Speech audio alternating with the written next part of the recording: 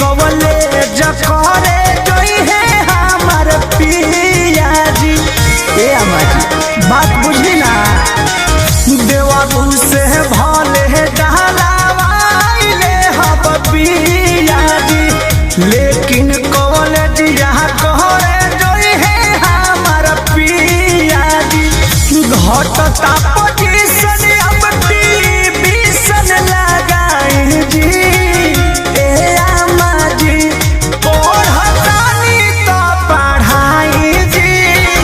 ए अम्मा जी हमारा रजऊ के पढ़ाई जी। ए अम्मा जी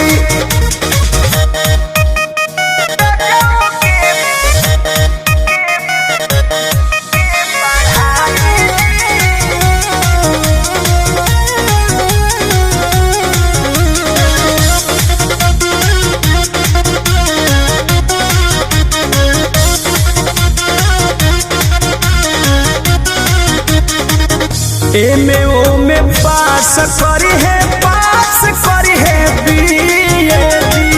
डॉक्टर कहल कटर चाहे बन जई है सीएडी। ए अम्मा जी अरे पंकज बबुआ लेखा हो गई है। एमे ओमे पास करी है, पास करी है बीएडी।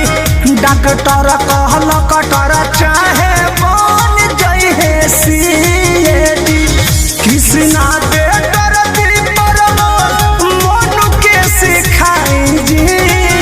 ए अम्मा जी ए जी कृष्णा दे डरती शंकर याद के सिखाई जी।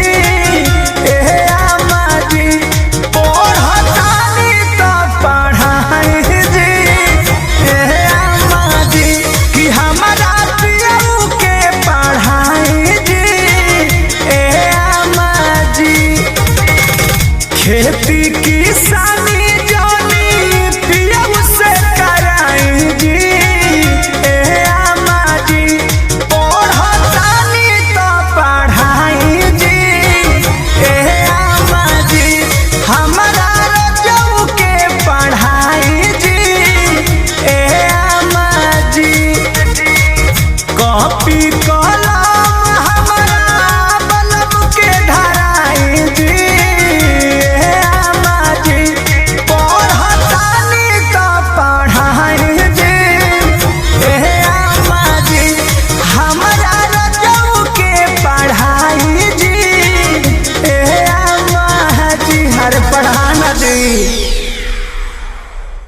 कॉपी कलम